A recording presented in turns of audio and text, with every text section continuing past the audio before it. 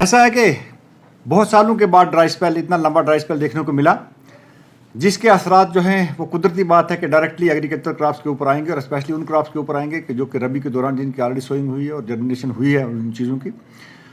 तो क्योंकि जब सोइंग के बाद जब क्रॉप की जर्मिनेशन रहती है तो उसके डिफरेंट स्टेजेस गुजरते हैं।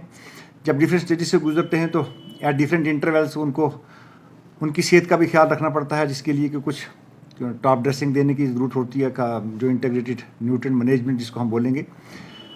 तो इतना टेम्परेचर लो होने की वजह से उन चीज़ों में ज़रूर ताख़ीर हुई है। लेकिन इतना ज़रूर कहूँगा कि अगर जनवरी के महीने में बारिश हो जाती है तो क्रॉप के जो ट्रेंड है उसके ऊपर इतना डायरेक्टली इम्पैक्ट नहीं पड़ेगा। लेकिन अगर जनवरी के बाद जाता है तो बहुत ज़्यादा चांसेस हैं कि क्रॉप का ग्रोथ और डेवलपमेंट जो है वो स्टंट होंगे और जो प्रोडक्टिविटी लेवल्स है वो कुदरती बात है कम होंगे। क्योंकि जो बर्फ़बारी हम लोगों को देखने को मिलती थी, जितने हमारे इलाके जो थे वो हेल्दी होते थे, ज़्यादा बर्फ़बारी पड़ती थी और खासकर चिले कला में पड़ती थी, तो आने वाले खरीफ सीज़न के लिए हम लोगों को वाटर की जो रिक्वायरमेंट हमारी क्रॉप्स को होती थी वो पानी पिघलता था, डोन द बिलो आता था, वो ज़मीन के अंदर परकुलेट होता था। हमारे जितने भी नदी नाले जो इरिगेशन कैनाल जो हमारे इरिगेशन डिपार्टमेंट ने क्रिएट किए हैं, उसके बाद टेल एंड तक पानी ले जाने के लिए दूसरे डिपार्टमेंटों ने एकदम बात किए थे, तो खेतों तक पानी जाता था। क्योंकि कश्मीर में मोर देन 60% एरिया जो था वो अंडर अशोर्ड इरिगेशन है। लेकिन जिस वक्त अगर यही ट्रेंड देखने को मिलेगा तो बड़ा मुश्किल खरीफ सीजन भी होगा और उसके लिए डिपार्टमेंट ऑफ एग्रीकल्चर ने अपनी यूनिवर्सिटी के साथ मिलकर हम लोगों ने ऑलरेडी एक सप्लीमेंट्री प्लान इन प्लेस रखा हुआ है हमारे पास कि अगर वैसे हालात आ जाते हैं। लेकिन let us wait and watch up to 31 January. उसके बाद जो है, क्योंकि इन क्रॉप्स की जो रबी क्रॉप्स है इसकी एडवाइजरी हमने ऑलरेडी अपने किसानों के साथ दी है। आपने देखा कि कहीं मीडिया में मैंने देखा था कि किसी जगह सरसों का फ्लावर आया था तो उसको भी उन्होंने हाईलाइट किया था। ये कुदरती बात है कि जब टेम्परेचर में बदलाव आ जाएगा, टेम्परेचर रेस हो जाएगा तो वो होगा। उसके लिए हमने ऑलरेडी एडवाइजरी इशू की है कि जितनी भी ब्राउन सरसों जहाँ कहीं पर भी है, अगर किसी जगह पर फ्लावर निकला तो उसकी थिनिंग करनी है।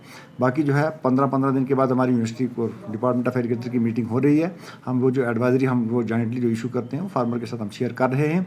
एंड वी आर एक्सपेक्टिंग, क्योंकि मेट्रोलॉजी डिपार्टमेंट का भी कहना है कि 26 जनवरी के लगभग कुछ इम्कानात हैं कि बर्फ़बारी के, और हम तो अल्लाह तबारक ताला से यही दुआ करेंगे कि अच्छे तरीके से बर्फ़बारी हो जाए ताकि रबी भी और हमारा आने वाला खरीफ भी जो है वो बड़ी खुश असलूबी से निकल जाए। क्योंकि किसान की जो उम्मीद होती है वो इसी खेत से होती है, और जिस वक्त किसी भी कंट्री का, किसी भी स्टेट का, किसी भी यूटी का जो किसान है वो खुशहाल है तो वो देश सारे का सारा खुशहाल होगा इंशाअल्लाह। हम सब उम्मीद से हैं कि सब ठीक होगा।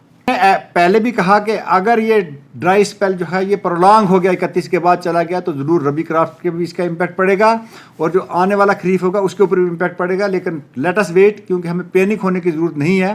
क्योंकि पिछले साल भी आपने देखा कि इतने मौसमी हालात बदलाव थे कि पहले बारिशें नहीं हो रही थी और फिर जब इतनी लगातार बारिशें होगी, और पिछले साल जितनी एग्रीकल्चर क्रॉप्स की प्रोडक्टिविटी हुई शायद इतने पिछले तमाम सालों के रिकॉर्ड ही उसने तोड़ दिए। रबी की क्रॉप्स भी पिछले साल बहुत अच्छी होगी और उसके बाद आने वाली जो खरीफ क्रॉप्स थी लाइक पैडी, क्योंकि पैडी हमारा स्टेपल फूड है, तो ये जो क्रॉप्स हमारी रबी और खरीफ की थी बहुत अच्छी पैदावार हुई। 31 तारीख तक लेट अस वेट इंशाअल्लाह।